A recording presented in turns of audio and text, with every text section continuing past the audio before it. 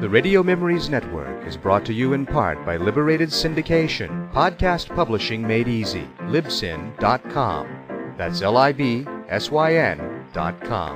Welcome to the Old Time Radio Network Suspense Stories. Are you ready for a thriller, chiller, or the macabre? We now go back to the early days of radio and our imaginations with our featured suspense presentation.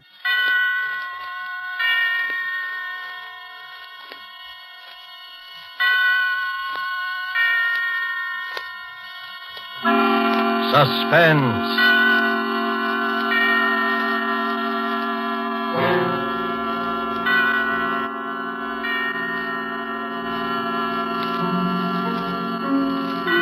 This is the Man in Black, here again to introduce Columbia's program, Suspense. With us in Hollywood tonight as star is Mr. Gene Lockhart, whose remarkable characterizations on the screen have won him a notable following with American audiences. It is with rueful satisfaction, but with satisfaction nonetheless, that the genial Mr. Lockhart contemplates his reputation. Because of his cinematic misdoings, his numberless treacheries, betrayals, and cowardly villainies, he is one of the most hated men in the country today. Our story this evening by John Shaw is called Statement of Employee Henry Wilson.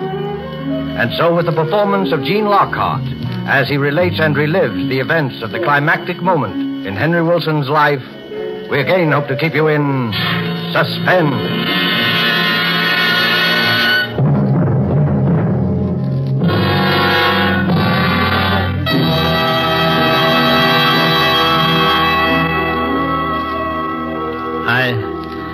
I was aware that I was trembling. I tried walking slowly back and forth in front of the desk, but even in motion, my knees felt weak and my whole body shook. Why was it always I who trembled and never this pompous insect sitting in front of me? His voice was cool and mocking. His voice was clear and hard. Well, I sympathize with you, of course, Wilson. But the error must be brought to Mr. Larkin's attention. It is quite a big mistake there. Quite a costly mistake. Mr. Larkin must know. He wouldn't cover it up. I knew that. 2 years ago, this man had come with the firm. For 8 years before that, I had worked there, enjoying the work, liking the people. And then he had come there. Have you ever stood quietly by and watched someone rob your house and steal your pocketbook? I was helpless. He was ambitious. He was clever. He was fluent. And as of tonight, I was his subordinate. 2 years against 10 years. Around the office, I had a reputation of being casual and carefree. But I hated this man. Every inch of me hated this man. And it was not a new hatred. Of course, there is no question of your honesty. His voice was patronizing. The patient teacher and the unruly pupil. I hated him. He smiled up at me and waved his hand in dismissal. He almost brushed a small iron vase off the top of the desk with the gesture. I had seen that vase so often, but I had never seen it out of the eyes that I was looking at it with now. Good night, Wilson. Good night, I said. Good night, clever boy. I walked out into the corridor and rang for the elevator. Terrible night, ain't it, Mr. Wilson? I heard the boy talking, like he was yelling at me from some distant mountain. He was talking and I was answering, but what either of us was saying I didn't know. I was thinking of something else. I looked at my watch as I stepped out of the car. It was 11:30 already. I mentioned it. You've had a long day today, Mr. Wilson. Those were the first words of the boy that I heard clearly, very clearly. Yes, I told him. Oh, plenty of overtime this week. I stood and looked at him for a moment. Mr. Dodds is still in the office. You might drop in and see if he wants anything. I think he'd be very grateful. I will, sir. I certainly will. It'll help to pass the time, sir. I don't like to complain, but these nights pass awful slow sometimes. Yes. Go up and see if he wants anything. Go up and see. I walked out of the lobby and came back into the building again when the boy had gotten into the elevator. 4 flights up. I took the stairs slowly. I was in no rush. I must let the boy get out of the room first. He said the nights passed slowly. This one wouldn't, and yet there would be an eternity compressed in it. When I got to the 4th floor, I stood at the top of the stairs and watched the door to Dodd's office. The elevator was parked at the floor, so I knew the boy was in the room. A short while later, he came out, and I crouched back in the shadows until he'd gone down in the car. And then I walked into the room, not in a crouch or moving my feet so that no sound would wake the stillness, but casually, honestly. There was a small waiting room to Mr. Dodd's office. In 2 years, he had a waiting room.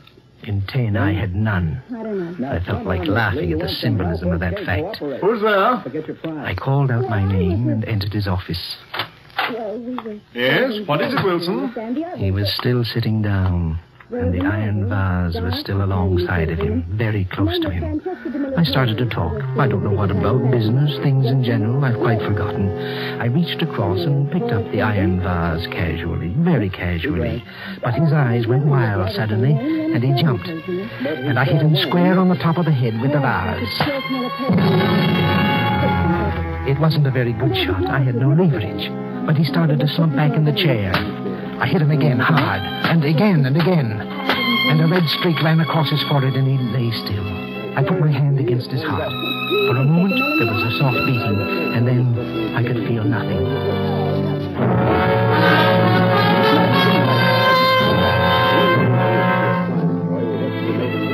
I was very calm and very warm. I was calmer than I'd ever been before. I wiped off the vase and put it back onto the desk. I ran through the papers that Dodds had been looking at until I found the one paper I was looking for.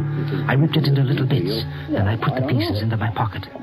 Outside the building, my first act would be to scatter the pieces. I'd cover my mistake myself. I moved slowly back to the door. I wiped the doorknob and looked once around the room before I opened the door and stepped out into the waiting room. And then... Going home, Mr. Wilson. I stood there, afraid to turn, afraid to think. I slammed the door shut behind me and stood in front of it.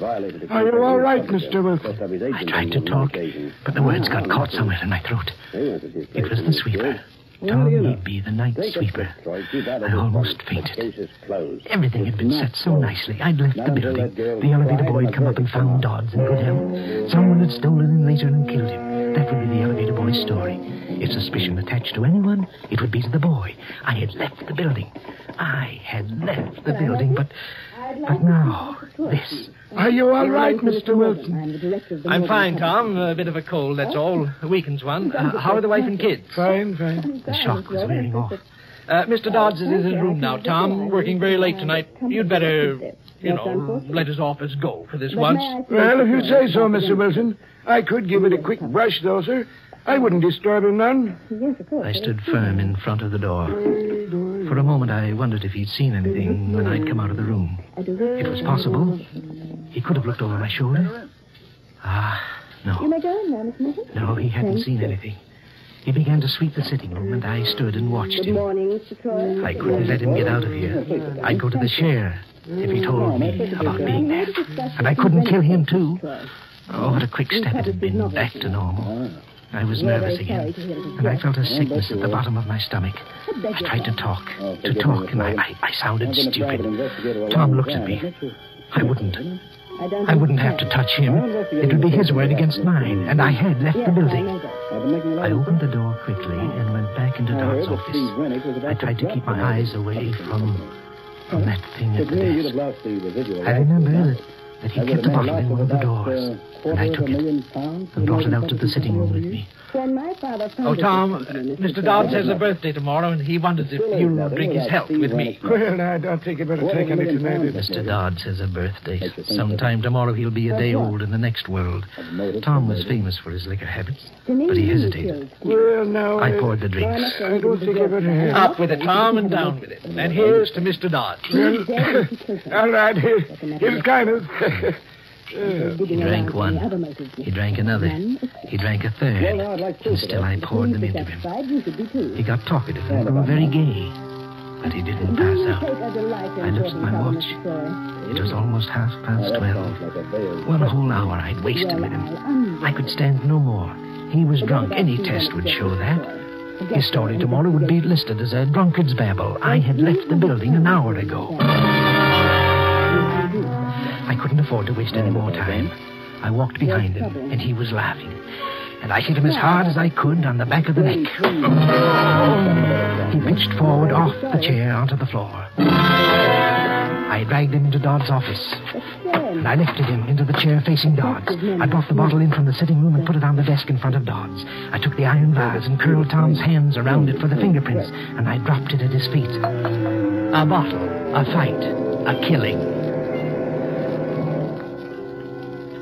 I was sweating.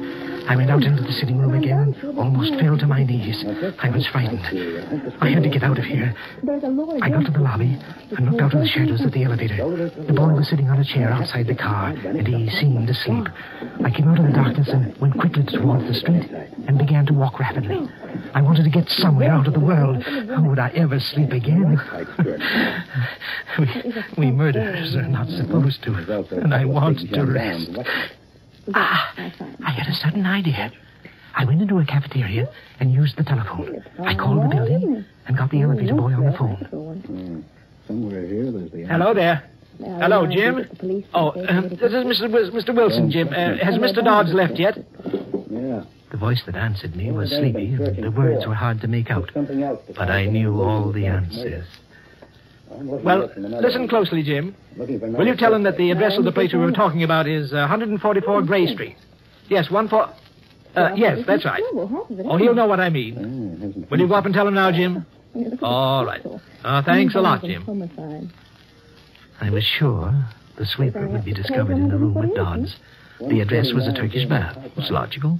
A man working all night might want to go to a Turkish bath afterwards. Jim would walk in now. And heaven only knew what came next. The sweeper would be caught like a rat in a trap, drunk, and with a murdered man sitting across from him. I walked home through streets that crushed me in their shadows, between walls that whispered at me as I passed. I sat up in my room for hours listening to the sounds Manhattan makes in the night. And finally, I fell asleep. And I sat, and I slept, and I dreamed until sunrise.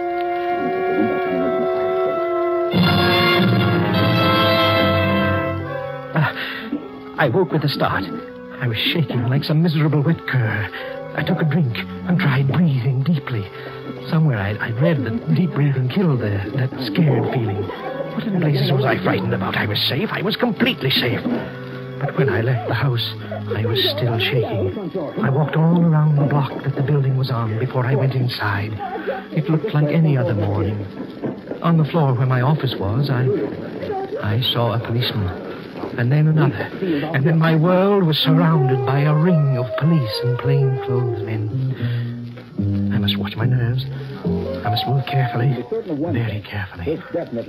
None of them paid any more attention to me than they did to any of the others.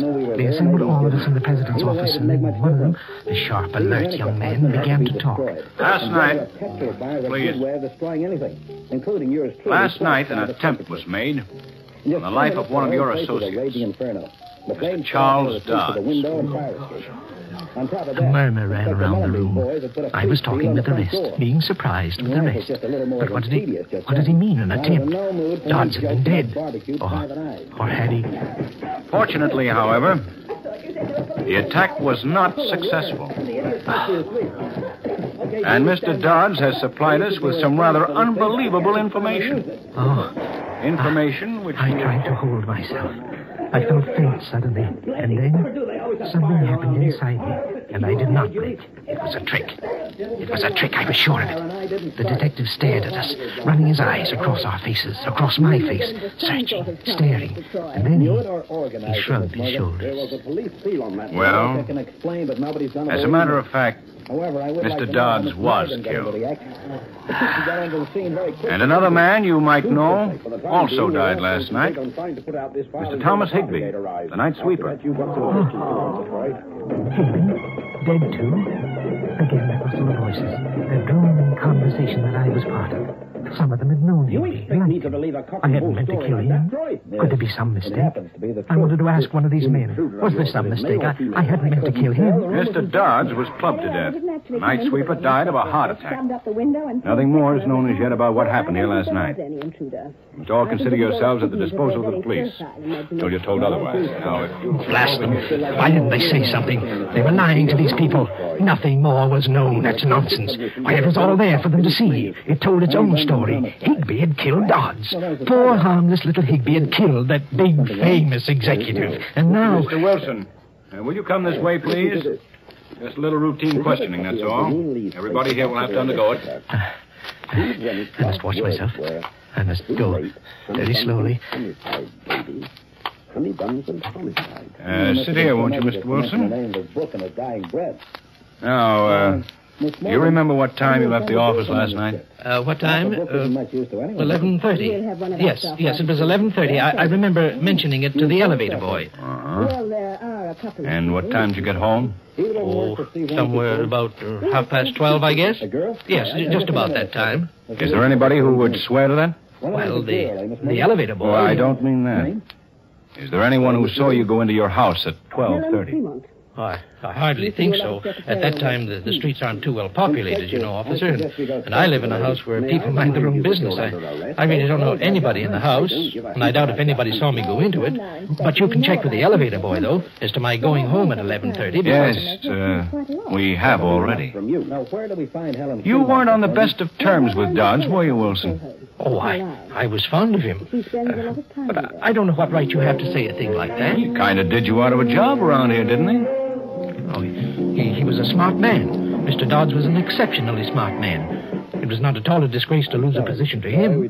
When I left him last night, he was an excellent help. If I killed a man every time I had a job taken away from me, I'd have quite a long line of victims behind me. Of course, I'm just joking, you know. You made a phone call to him last night, didn't you? Yes, to the elevator boy. I remember suggesting that he go to a Turkish bath after he'd finished work to sort of tone up. They're very good, you know. And I mentioned that I knew a very good one that I could recommend. And then when he asked me the name of it, I couldn't think of the address of the place, and I thought of it later, though, and I phoned the building. Where'd you phone from? From a little place in the neighborhood. And about what time did you phone? Well, it was about 12:25, I guess. I was getting a little mixed up. It couldn't have been then. I was still in the building at 12:30. They were confusing me. You called at exactly 12:55. So you must have miscalculated the time of your arrival at home. However, that isn't important. None of us is expected to time ourselves from place to place, are we? When we find too good an alibi, we get kind of suspicious. Well, I don't think we'll have to bother you anymore, Mr. Wilson. Thank you. He asked me to send somebody in to see him as I went out. I forget who it was. I was thinking very hard. I went into my office and sat down. So easy. Was it possible the whole thing was over? And so easily? Hello there, Wilson. Very sad, this business. Very sad. Good morning, Mr. Larkin. But we must go on. Mr. Dodds would want it that way. Yes, sir, he would. It's a responsible job he had, Wilson. But you've been with us long enough to know that. Yes, sir. Do you think you can handle it? Well, sir, yes, sir, I think I can. Good. Get your stuff together and take over Dodd's old office. You deserve this, Wilson. And I'm sure you'll reward our confidence in you. Well, thank you very much, sir, because I hardly expected... On second thought, I think you'd better go into his office right away and sort of straighten out some of the things on his desk. I'll have one of the boys bring your things in later. Very well, sir. Good luck. Thank you, sir. The fat, pompous pig. Why hadn't he said those things before last night? They were all in a spot now. They needed poor, stupid Wilson. They needed me to get them out of a hole. The further the thing went, the funnier it got. Books were wrong about virtue and good counting for anything. To get ahead, you either married the boss's daughter or killed the boss. I took a pencil and a small notebook and went out into the corridor. I stood for a moment outside Dodd's office, just like last night, and then I pushed the door open, slowly. The sitting room, and then the door to the office. I opened it and walked inside. I heard the door close softly behind me, and I stood there, smelling the death in the air. And then I saw it. I saw it. I tried to yell, but I couldn't get the words out. There in front of me, sitting in the chair, where I dropped him last night, was Tom Higby, his eyes open, his expression blank and staring, and at his feet was the bottle and the vase. The same bottle, the same vase. Dodds was all that was missing. I turned and I bolted into the hall. Higby. Well, what's the matter, Wilson? You look like you'd seen a ghost. In the office. In the office. Higby. Higby? Why, Higby's dead, man. What's the matter? Mr. Larkin. Where's Mr. Larkin? Why, here I am, Wilson. What's the matter? In the office. In the office. What? I walked in after him. There was nothing there. Nothing. No Higby. No bottle. No vase. But I saw them. I saw them. Oh, was I going crazy? Was I beginning to go mad? I felt Larkin's pat on my shoulder. He murmured something about everybody being a little touchy, a little jumpy. And then he left. And I was alone in the room. Be careful. Be careful.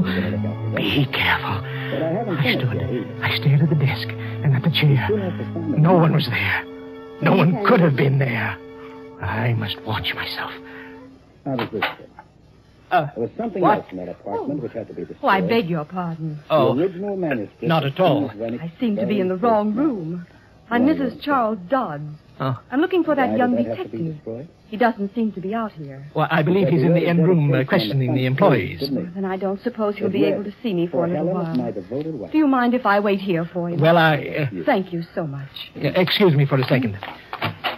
Charlie, will you tell the detective that Mrs. Dodds is waiting for him in my new office? As publishers wanted it that way. Oh, you've already seated yourself. I was going to suggest that perhaps this seat might... She was sitting in his chair. There was blood in that chair. This is quite all right, thank You you. have enough of them, have you? Charles would have liked to see the way everybody's taking his death.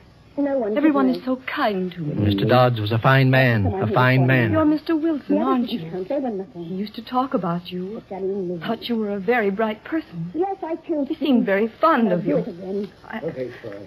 So now you're up the stairs. I don't know how I'll be able to go on without him. Mrs. Dodds, you mustn't. You mustn't. Out of the way, Helen. She's got everything I'm you sorry. So now this nosy... He wouldn't like to see me carrying on like this, would he? Going to buy a home in Westchester this summer. Did he ever tell you that? Yes. Oh, Just no, outside sorry, Yonkers. The police came in We here have with two them. lovely little ones. I had to. Toby and See, little I'm Mary. still under arrest for... He loved the New York fraud. State countryside. We talked so much Okay, about it. Inspector. On she rambled. He liked this. He didn't like that. The children, Toby and little Mary. Toby and little Mary, she was driving me crazy. Stop it, I wanted to yell. Get out of here and leave me in peace. Get out of here, you witch. Get out. Get out. Mrs. Dodds, Detective Lewis would like to see you now. Thank you for everything, Mr. Wilson. And goodbye. Goodbye, and get out. And leave me alone.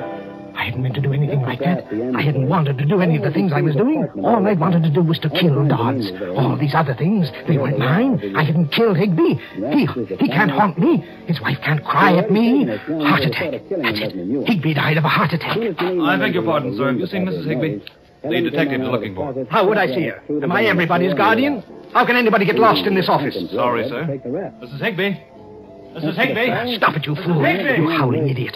Can't you be looked for quietly? You will drag Higby from his grave with your yelling. What? You manufacture widows, don't you, Mr. Wilson? Widows and orphans. Tell me, Mr. Wilson, is it your life's work or is it just a hobby with you? Tell me, Mr. Wilson. Who is that? Who is that talking? Do they think they can make a fool of me? The office communication. It's off. Oh, stop it, Mr. Wilson. You'll go balmy. Oh. You've committed the perfect crime. Don't go crazy and spoil it. No. Perfection is instinctive with you, isn't it? Yes. Not a plan that you make. Spontaneous perfection. Yes. There aren't many could do that. Go on. Go on. Voices can't frighten me. They deserve to die. And that's why they're dead. Thou shalt not kill, Mr. Wilson. Thou shalt not kill. Thou shalt not kill. Not Higby. I didn't kill him. His heart stopped. Do you hear me, that's all? I didn't kill him. Now you voices stop. Do you hear me? Stop it, I command. Stop it. Is something wrong, Mr. Wilson? What do you mean, is there something wrong? Do you hear them, too? Well, you mustn't listen. They lie. Do you hear me? They lie. Now get out. Get out. Get out! You must talk only to me. Do you understand me? Only to me. Not to these others. Don't say anything to them. Only to me. Only to me. Well, what do you want? Well, I don't know. You think they'll say something bad about me, don't you? So you can carry me off to jail. That's what you're waiting for, isn't it? Well, you're going to be disappointed. You see? They're quiet. What's quiet? Yeah, who's quiet? You think I'm going to tell you. They won't say anything unless I tell them to, and I'm not going to tell them to say anything, not one little word. Last night you wanted to know all about last night. Well, you asked them, but they won't tell you. Look at the expression on that face. Look at him, Lieutenant. They were there. They saw me hit him, but they won't say anything. They were there, but they won't tell you a thing, not one little word, not a single thing. He's a gibbering idiot. Because I'm not going to let I shouldn't have let you monkey around. No. We'd have gotten it out of him some other way.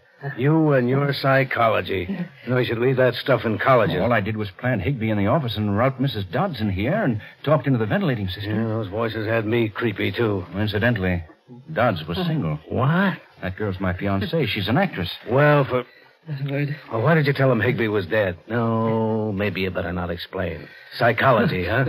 Well, what are we going to do with the confession now?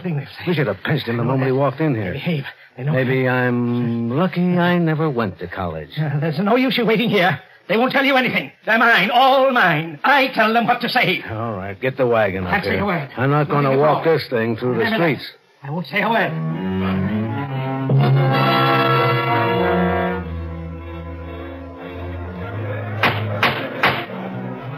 Henry Wilson, it's the judgment of this court that you be sent to the Hillview Mental Home and be kept there in close confinement until...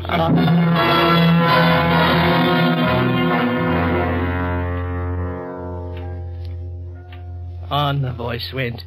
I had stopped listening to voices, all but the ones that I couldn't help hearing. But I'm not crazy. I'm not crazy. I tell people that, and they look at me queerly. The stupid fools. The guards here have spread the lies that I have fits. Lies. Lies, I tell you. They say every night when the moon comes up, I have fits. Loud, roaring fits. Well, they lie. Because it's then that I hear the voices. I hear Dodds and his wife and Toby and little Mary. And I sit quietly and I listen to them. Do you think I could have a fit in front of them? Do you now? No, I'd be ashamed. I tell you, I'm not crazy. And they lie when they tell you that they lie. All of them. They lie. And they're lies. Lies. Lies. Lies. Lies.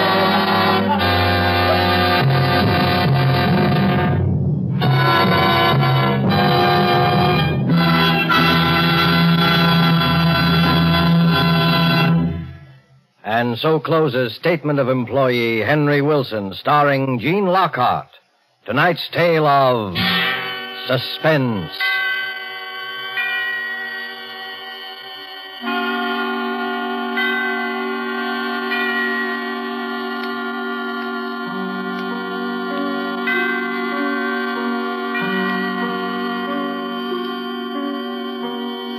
This is the Man in Black, who conveys to you Columbia's invitation to spend this half hour in suspense with us again next week, same time, when our two distinguished stars will be Margot and Philip Dorn. They will appear in a suspense play by John Dixon Carr, entitled Cabin B-13.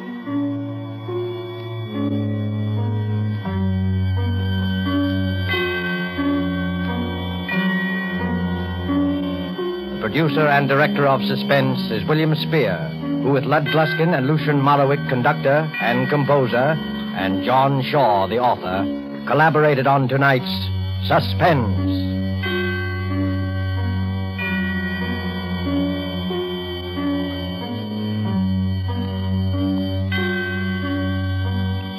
Suspense fans, please note that this program will shortly move to a different day of the week. Suspense will come to listeners in Eastern and Central time zones on Thursdays, beginning December 2nd, and to Mountain and Pacific time zone listeners on Mondays, beginning December the 6th. Now remember, Thursdays, beginning December the 2nd, in Eastern and Central time zones, and Mondays, beginning December 6th, in the Pacific and Mountain time zones for Suspense. This is CBS, the Columbia Broadcasting System.